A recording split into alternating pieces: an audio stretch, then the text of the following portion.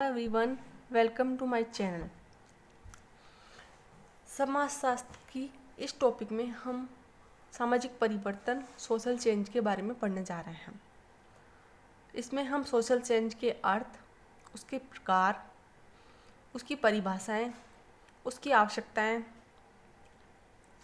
और इसकी गति, किस प्रकार की गति करती है सामाजिक परिवर्तन, इसके प्रतिमान, किस दिशा में सामाजिक परिवर्तन होता है, किस किस दिशा में होता है, सामाजिक परिवर्तन के स्रोत, सामाजिक परिवर्तन के कारक, सामाजिक परिवर्तन की प्रक्रिया जो भौतिक, अभौतिक या वैचारिक या आधुनिक इस प्रकार होती है, सामाजिक और सांस्कृतिक परिवर्तन में अंतर और सामाजिक परिवर्तन की प्रक्रियाएं जिसमें से उद्विकास, विकास, प्रगति, क्रांति आदि आते हैं। सामाजिक परिवर्तन के प्रतिमान के अनुसार सिद्धांत को भी पढ़ेंगे, जिसमें से उद्विकास सिद्धांत, चक्रीय सिद्धांत, संघर्षवादी सिद्धांत, कॉन्फ्लिक्ट सिद्धांत और प्रकार्यवादी सिद्धांत को थोड़ा डीपली स्टडी करने का प्रयास करेंगे। आइए हम स्टार्ट करते हैं। सामाजिक परिवर्तन होता क्या है? जैसे कि हम देखें तो हमको कहा गया था कि हमारे पूर्वज वानर थे, यानी मंकीज थे। तो हमारे पूर्वज मंकी तो नहीं थे इतना तो, क्योंकि मंकी की प्रजाति अलग होती है और हमारी प्रजातियाँ अलग होती हैं। हालांकि उनकी हरकतें मंकी टाइप की हो सकती है और उनको प्रॉपर मंकी नहीं कहा जा सकता। तो मंकी और इंसानों में कई हद तक फ़र्क है। तो प्रारंभ में व्यक्ति जो जंगलों में निवास करता था उसकी आचार विचार, रहने खाने का ढंग आदि थोड़ा जानवरों टाइप का था। इस प्रकार हम कह सकते हैं कि हमारे पूर्वज मंकी थे। फिर धीरे धीरे विकास हुआ। विकास के बाद व्यक्ति ने अपनी आचार विचार, अपने व्यवहार आदि में बहुत कुछ परिवर्तन करके आ गया ना, परिवर्तन करके आदि में बहुत कुछ परिवर्तन हुआ, जिससे हम ये आधुनिक समाज देख सकते हैं। प्रारंभ में देखें तो व्यक्ति को एक स्थान से दूसरे स्थान पर जाने के लिए, ट्रेवलिंग करने के लिए सामान्यतः किसी घोड़ा गाड़ी या कैमल, हॉर्स राइडिंग आदि की जरूरत पड़ती थी। लेकिन आजकल आधुनिक युग में इतने सारे ट्रेवल एजेंसी, ट्रेन, प्लेन या फ्लाइट्स आदि से आप ट्रेवल कर सकते हो। तो चेंज देखा ना आपने पिछले समाज से और आधुनिक समाज में किस प्रकार का चेंज हुआ। क्या इसमें समय का फ़र्क है या स्थान का फ़र्क है? समय का भी फ़र्क है और स्थान का भी फ़र्क है, जिससे हम आगे पढ़ने जाएंगे। बोटामो ने सामाजिक संरचना, संस्थाओं और पारस्परिक संबंधों में जटिल में घटित होते हैं। क्या होता है? सामाजिक परिवर्तन सामाजिक संरचना में घटित होते हैं, संस्थाओं में घटित होते हैं और पारस्परिक संबंधों में घटित होते हैं। लेकिन बोटामोने के अलावा बहुत सारी चीज़ें हैं जिसमें सामाजिक परिवर्तन घटित होते हैं। गिलिन ने बताया कि रीतियों में परिवर्तन, भौतिक दशाओं में, जनसंख्या में, विचारधारा में और सांस्कृतिक साधनों में परिवर्तन, बहुत सारे सभी चीज़ों में कहीं ना कहीं परिवर्तन होता है, उनका मानना था। अब इसके अर्थ देखें तो परिवर्तन प्रकृति का शाश्वत, अटल और अवश्य संभावी है। यानी परिवर्तन होगा ही होगा, चाहे आपके शरीर में देख लो, चाहे आपके परिवार में देख लो या आपके आसपास के लोगों में। क्या एक छोटा बच्चा थोड़े टाइम बाद बड़ा नहीं हो जाता? ये उसके अंदर परिवर्तन तो है। परिवर्तन आपसे कंट्रोल नहीं होगा, परिवर्तन होगा ही होगा। और परिवर्तन बिना संभव नहीं है। बिना गतिशीलता के समाज नहीं है। यानी जब समाज तब चलेगा जब उसमें गतिशीलता होगी, और गतिशीलता होगी तो परिवर्तन होगा ही होगा। कुछ चीज़ें आपको अभी पसंद है, कुछ टाइम बाद वो चीज़ें आपको पसंद नहीं होगी, कुछ आपको और कुछ पसंद होगा। इस प्रकार गतिशीलता देखें तो समाज में परिवर्तन होता ही होता है। वहीं इसकी डेफिनेशन देखें तो मैकाइवर पेज ने कहा है, सॉरी थोड़ा कट, इसमें डेफिनेशन में कटौती हो गई। मैकाइवर पेज है यहाँ पे। मैकाइवर पेज ने कहा है कि समाज में परिवर्तनशील है और गत्यात्मक दोनों है। समाज परिवर्तनशील है और गत्यात्मक है। इन अंतर, दशा, स्थिति, स्थान, समय, भिन्नता आदि के आधार पर हम परिवर्तन को देख सकते हैं। परिवर्तन के प्रतिमान देखें, परिवर्तन के कारक देखें तो समय, स्थान यानी समय के आधार पर हम प्राचीन और आधुनिक समाज को ले सकते हैं कि प्राचीन समय में किस प्रकार की दशाएं पाई जाती थी, उनकी जनसंख्या कितनी थी, उनके रहन सहन के तरीके क्या थे, लेकिन आधुनिक समाज में किस प्रकार की जनसंख्या पाई जाती है, रहन सहन के तरीके क्या हैं। वहीं समय के आधार पर देखें तो हमारे जहाँ पे अफ्रीका के लोग आज भी बहुत अधिक पिछड़े हुए माने जाते हैं, वहीं हम USA, UK आदि के लोगों को देखें तो स्थान के आधार पर भिन्नता देखो, वहाँ पे एक मॉडर्न सोसाइटी के लोग जी रहे हैं। जापान में सब कुछ टेक्नोलॉजी के अनुसार हो रहा है, वहीं अफ्रीका में आज भी पशुओं के ऊपर निर्भर रहा जा रहा है। इस प्रकार देखें तो स्थान के आधार पर कई प्रकार की भिन्नता देखने को मिलती है और भिन्नता वस्तु के आधार पर भिन्नता देखने को मिलती है।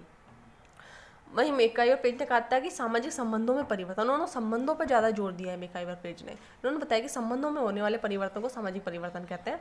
वहीं किंग्सले डेविस ने कहा था कि सामाजिक संगठन में परिवर्तन, संगठन की बात की है, सामाजिक संगठन में परिवर्तन संरचना और कार्यों में घटित होता है। गिन्सबर्ग ने बताया कि सामाजिक संरचना के ढांचे में परिवर्तन को बोलता है सामाजिक परिवर्तन। वहीं फीचर ने बताया कि परिवर्तन पहले की अवस्था और अस्तित्व के प्रकारों में अंतर है। परिवर्तन क्या है? पहले की अवस्था और अस्तित्व के प्रकारों में अंतर को परिवर्तन कहेंगे।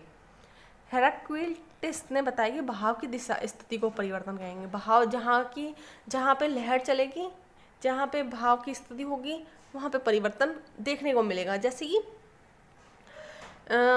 अब कपड़ों में देख लो, पहले बेल बॉटम चलते थे तो लोगों में ट्रेंड आ गया बेल बॉटम, फिर नैरो जींस चलने लग गए तो नैरो टाइप का ट्रेंड आ गया। जहाँ की बहाव की स्थिति होगी वहाँ के फैशन और रहन सहन में उस प्रकार के देखने को मिलेंगे।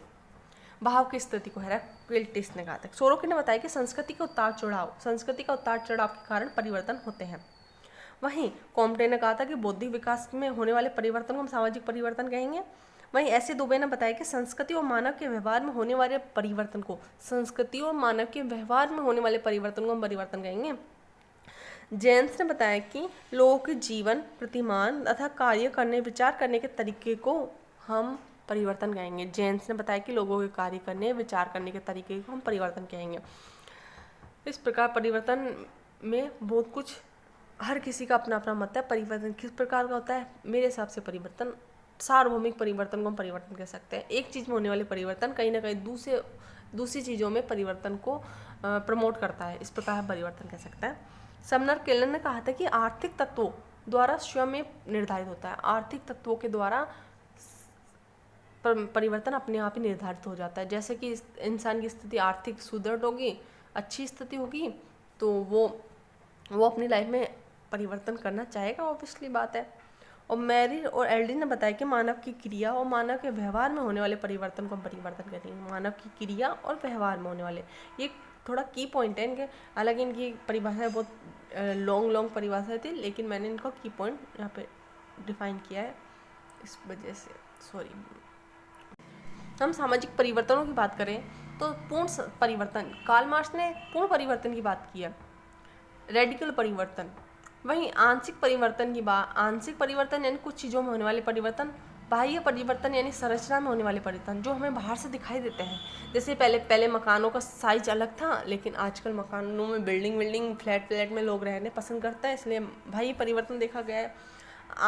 आंतरिक परिवर्तन, मूल्यों मानदंडों में परिवर्तन, लोगों की काफ़ी हद तक व्यवहार प्रणाली में परिवर्तन आया है, मूल्यों में मानदंडों में परिवर्तन आया है। इस प्रकार परिवर्तन को सामाजिक परिवर्तन कहेंगे। सबसे पहले सामाजिक परिवर्तन का उल्लेख सर हेनरी मैन ने एंशिएंट लॉ, इनकी एक बुक थी एंशिएंट लॉ, ये आई थी 1861 में। इन्होंने बताया कि समाज एक सरल अवस्था से जटिल अवस्था में और बढ़ता है। वहीं इसके अलावा मैरी, एल्ड्रिज, डॉसन, गेटिंस, जिलाटिन, मेलोनोवस्की ऐसे ही जिन्होंने सामाजिक और सांस्कृतिक परिवर्तन में विभेद नहीं किया। इन्होंने सामाजिक और सांस्कृतिक परिवर्तन में कोई अंतर नहीं बताया, लेकिन हालांकि सामाजिक परिवर्तन अलग होता है, सांस्कृतिक परिवर्तन अलग होता है। समाज का अंग है संस्कृति, इसलिए सांस्कृतिक परिवर्तन अलग होता है। समाज के और भी अंग हैं तो संस्कृति के अंग है। सामाजिक परिवर्तन की विशेषता देखें तो सामाजिक परिवर्तन प्रकृति सामाजिक है, क्योंकि ये समाज में घटित होता है इसलिए इसकी प्रकृति सामाजिक है। कोई भी चीज़ में आप पॉलिटिक देख लो या आप इकोनॉमी देख लो, अगर उसमें परिवर्तन होगा, अगर उसके नियम कायदे कानून परिवर्तन होंगे, कहीं ना कहीं वो पूरे हद तक समाज को परिवर्तन करेंगे, क्योंकि समाज एक ऐसी धुरी है, एक केंद्र बिंदु है जो सब ओर से सबको जोड़े रखता है। हम समाज का अंग क्या है? परिवार। हम परिवार की प्राथमिकताएं, हम अपने जो भी अपनी इनकम होती है, इनकम सोर्स होता है, किसके लिए कमाते हैं? हम परिवार के लिए कमाते हैं। तो हमारी इकाई क्या है? मेन धुरी क्या है? परिवार, समाज। इसलिए कुछ भी चीज़ में परिवर्तन होगा तो समाज में परिवर्तन देखने को मिलेगा। ये सार्वभौमिक घटना है। प्राचीन काल में परिवर्तन होते थे, आधुनिक काल में परिवर्तन होते हैं। स्वाभाविक व अवश्यंभावी है। ये असमान गति होती है, तुलनात्मक होते हैं। असमान गति का तात्पर्य कि कोई गति नहीं हो सकती, परिवर्तन धीमे भी हो सकते हैं और परिवर्तन मतलब बहुत तेज़ी से भी हो सकते हैं। जैसे कि शहरी और ग्रामीण परिवेशों में, ग्रामीण क्षेत्रों में परिवर्तन धीरे धीरे होता है, लेकिन शहरी क्षेत्रों में, एरिया में परिवर्तन बहुत तेज़ी से होता है। वहाँ पे रूल्स और रेगुलेशन ज़्यादा फॉलो किए जाते हैं तो वहाँ पे परिवर्तन तेज़ी से होता है। स्थान और समय सापेक्ष होता है। स्थान सापेक्ष तो एक ही, एक अफ्रीका की लाइफस्टाइल और एक जापान की लाइफस्टाइल, दोनों में बहुत हद तक सिमिलरिटी नहीं मिलेगी, बहुत हद तक स्थान के आधार पर परिवर्तन देखने को मिलेगा। समय सापेक्ष देखें तो प्राचीन समाज के जो रहन सहन खान पान थे, वहीं आधुनिक समाज के, यहाँ तक कि हमारी जो स्वतंत्रता 1947 की बात कर लो तो वहाँ के जो रहन सहन है, आज आप अपने बुजुर्गों से पूछोगे तो उनके आधार पर परिवर्तन बहुत हद तक चेंजेबल है। ये जटिल प्रक्रिया है और भविष्यवाणी असंभव है। हम नहीं कह सकते कि परिवर्तन किस प्रकार होगा, कैसा होगा, पर परिवर्तन होगा, ये अवश्यंभावी है। जटिल प्रक्रिया है। ये गुणात्मक परिवर्तन होता है, यानी व्यक्ति के गुणों में परिवर्तन होता है, फिर मात्रात्मक परिवर्तन होता है। ये अमूर्त परिवर्तन होता है, लोगों को दिखाई नहीं देता। अचानक परिवर्तन हालांकि दिखाई देता है, लेकिन ये अमूर्त होता है परिवर्तन, हम महसूस कर सकते हैं। इसके विशिष्ट प्रतिमान मैकाइवन बनता है, विशिष्ट प्रतिमान की बात की है। ये तटस्थ अवधारणा है। सामाजिक परिवर्तन को विल्फर्ड और मुरे ने T2 - T1 के आधार पर समझाया कि जो भी आपको घटाना है परिवर्तन, T2 यानी आधुनिक समय और पुराने समय में जो भी घटित हुई है T2 - T1 से घटा सकते हो टाइमिंग के आधार पर। अनिवार्य नियम है। T2 और T1 ये अनिवार्य नियम है। तुलनात्मक होता है, आधुनिक और प्राचीन आधार पर तुलनात्मक होता है। भौतिक क्षेत्र में अधिक और विचारों में कम होता है। अनुमान लगाना कठिन है कि भविष्यवाणी करना इसके कठिन है, अनुमान भी नहीं लगा सकते हम इसका। ये गुणात्मक परिवर्तन है, नियोजित ढंग से होता है। जो परिवर्तन गति समान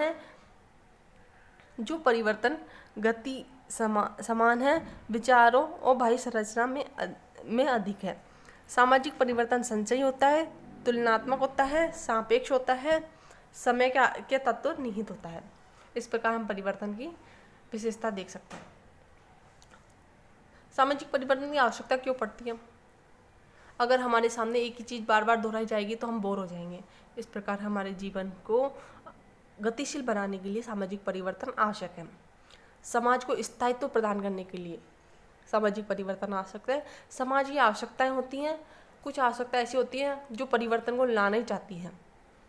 जैसे कि स्त्रियों की स्थिति में प्रारंभ में स्त्रियों की स्थिति में कोई सुधार नहीं था, लेकिन आवश्यकता पड़ी कि उनकी स्थिति सुधरे, क्योंकि वो धीरे धीरे कुपोषण का शिकार हो रही थी। उनको मेंटली प्रॉब्लम, एक इंसान जब मेंटली प्रॉब्लम से गुजरता है उसको फिजिकल प्रॉब्लम अपने आप घेर कर लेती है। इस प्रकार उनको उस स्थिति से निकालने के लिए आवश्यकता पड़ी। आर्थिक प्रणाली को सुदृढ़ बनाने के लिए सामाजिक परिवर्तन आवश्यक है। सामाजिक परंपरा और संस्कृति को सुरक्षित रखने के लिए सामाजिक परिवर्तन आवश्यक है। इस प्रकार देखें तो बहुत हद तक परिवर्तन आवश्यक है। अब हम बात करें तो सामाजिक और सांस्कृतिक परिवर्तन में अंतर। सामाजिक परिवर्तन और सांस्कृतिक परिवर्तन। सामाजिक परिवर्तन सांस्कृतिक परिवर्तन का एक भाग है। क्षेत्र सीमित है।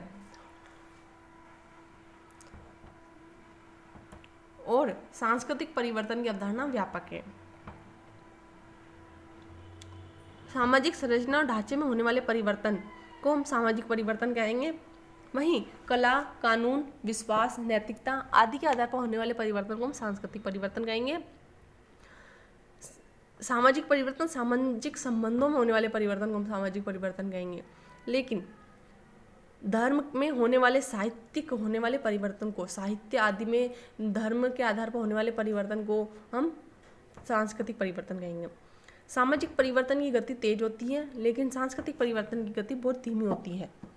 सामाजिक परिवर्तन होने वाले सांस्कृतिक परिवर्तन जरूरी नहीं। सामाजिक परिवर्तन हो तो उसके लिए जरूरी नहीं सांस्कृतिक परिवर्तन हो, लेकिन अगर सांस्कृतिक परिवर्तन हुआ, समाज में परिवर्तन होगा ही होगा। जैसे कि हमारे पूजा करने के तरीकों में परिवर्तन होगा तो समाज में बहुत हद तक इफेक्ट पड़ेगा। लेकिन अगर किसी दूसरे समाज के दूसरे किसी क्षेत्र में परिवर्तन होगा तो समाज पे इतना ज़्यादा इफेक्ट नहीं होगा। अब सामाजिक परिवर्तन की गति तकनीकी नहीं, इसमें समय और स्थान का दोनों का इन्वॉल्वमेंट ज़्यादा है। जैसे कि समय सापेक्ष देखें तो एक समाज में दूसरे समाज के बीच में परिवर्तन, जैसे कि प्रतापगढ़ में लोगों के रहन सहन का, जीवन का तरीका अलग है, वहीं दिल्ली के रहने वाले लोगों के जीवन का तरीका अलग है। स्थान सापेक्ष और समय सापेक्ष की एक ही समय के दो भिन्न बिंदुओं में तुलनात्मक परिवर्तन, जैसे प्राचीन और आधुनिक समाज में होने वाले परिवर्तन काफ़ी हद तक अलग अलग है। वहीं सांस्कृतिक परिवर्तन की बात करें, जिसको हम कल्चरल लैग बोलते हैं, यह ओकबर्न की परिभाषा है। संस्कृति के दो भाग हैं, एक भौतिक पक्ष और एक अभौतिक पक्ष। भौतिक पक्ष होता है जो हमें दिखाई देता है, जैसे कि टीवी, कूलर, फ्रिज, गाड़ियाँ, बंगले। और अभौतिक संस्कृति जो हमारे पूजा पाठ करने का तरीका, हमारे व्यवहार आचरण करने का तरीका, हमारे संस्कार, जो हम बड़ों की इज्जत करने का तरीका आदि। भौतिक संस्कृति जैसे कल कारखाने, मशीनें। और अभौतिक संस्कृति हमारी धर्म, कला, साहित्य।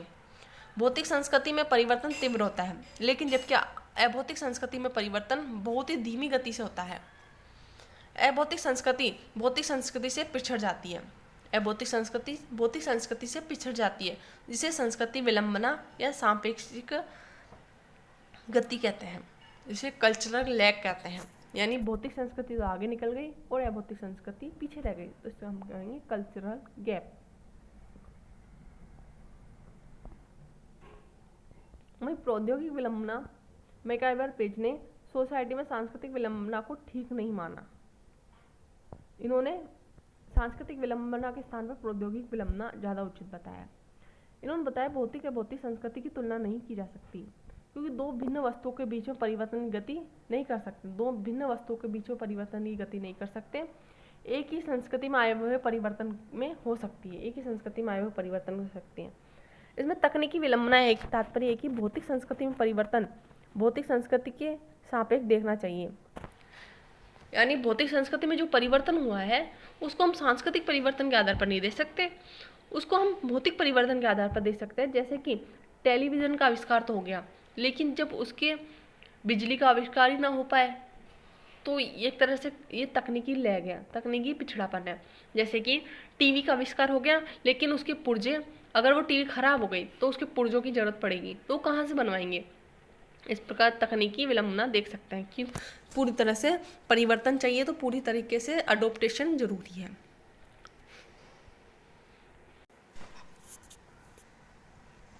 जैसे कि टेलीविज़न का आविष्कार हो जाए परंतु बिजली नहीं मिली। वहीं टीवी बोटामोन ने सांस्कृतिक विलंबना को भारत के संदर्भ में देखा है। आज भारत में जाति प्रथा, शैक्षणिक प्रणाली, उद्योग में संघर्ष और भौतिक संस्कृति में मान्यताओं में संघर्ष है। प्राचीन और नवीन मूल्यों में आपस में टकराव हो जाते हैं। प्राचीन मूल्य और नए मूल्य आपस में टकरा जाते हैं। जैसे कि आप किसी ओल्डेस्ट किसी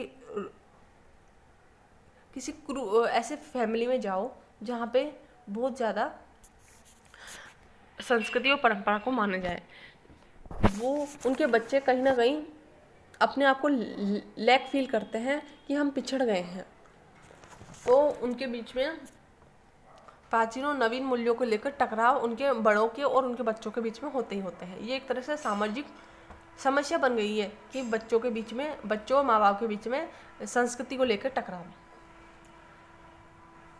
सामाजिक परिवर्तन के स्रोत। सामाजिक परिवर्तन होता कैसे है? आपने ये तो पढ़ा परिवर्तन होता है, पर होता कैसे है?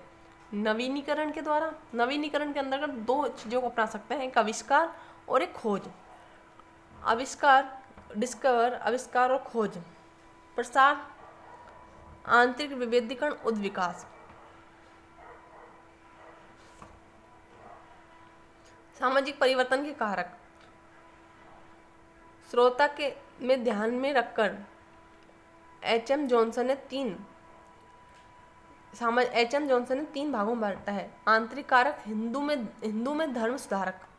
बाह्य कारक, पश्चिमीकरण। गैर सामाजिक कारक, भौगोलिक स्थिति में। इन्होंने सामाजिक परिवर्तन के कारक में 3 कारक बताए। एक आंतरिक परिवर्तन जो हिंदू में धर्म सुधारक के रूप में देखने को मिला, आंतरिक परिवर्तन। वहीं बाह्य कारक में पश्चिमीकरण देखने को मिला, हमने किस प्रकार पश्चिमीकरण को अपनाया। वहीं एक और गैर सामाजिक कारक जिसमें भौगोलिक स्थिति में परिवर्तन। एंथ्रिक ने स्वरूप के आधार पर 3 प्रकार बताए हैं। एक भौतिक पर्यावरण, राजनीतिक व्यवस्था, सांस्कृतिक कारक। इस प्रकार देखिए तो अलग अलग समाजशास्त्रियों ने अपने अपने अलग अलग मत दिए हैं। जहाँ पे जॉनसन ने 3 प्रकार के स्रोत बताए हैं, वहीं एंथ्रिक ने इसके स्वरूप के आधार पर भौतिक पर्यावरण, जिसमें औद्योगिकरण देख सकते हैं, राजनीतिक व्यवस्था, सांस्कृतिक कारक, संस्कृतिकरण देख सकते हैं।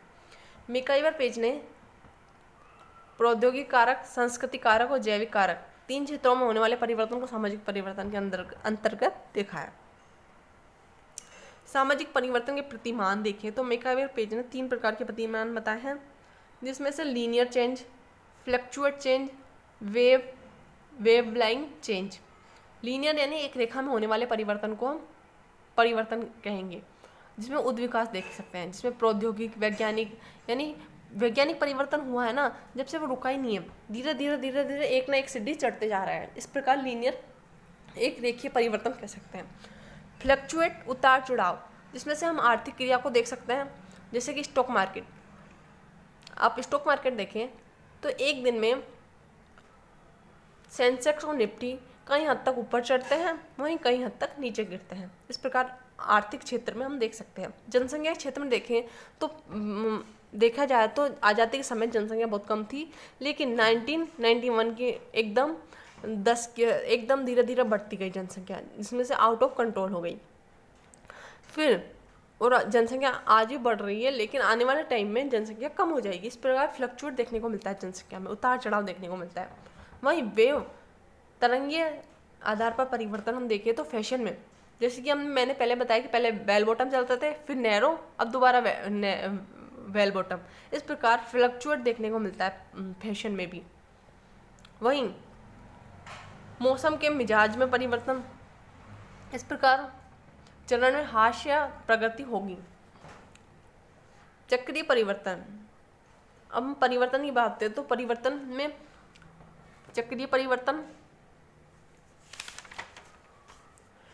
परिवर्तन के बाद हम देखेंगे उद्विकासी परिवर्तन, संघर्षवादी परिवर्तन और कार्यात्मक परिवर्तन, जो हम अपने अगले वीडियो में कैप्चर करेंगे। Thank you very much.